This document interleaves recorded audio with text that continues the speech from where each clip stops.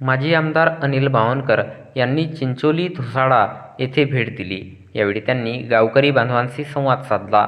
दिनांक 29 एप्रिल 2024 रोज सोमवारला रात्री 8 वाजता दरम्यान तुमसर मोहाडी विधानसभा क्षेत्राचे माजी आमदार अनिल बावनकर यांनी चिंचोली धुसाळा या गावाला भेट देऊन येथील राष्ट्रसंत तुकडोजी महाराज बहुउद्देशीय आश्रमाला भेट दिली आणि गावकरी बांधवांशी संवाद साधत त्यांच्या समस्या जाणून घेतल्या.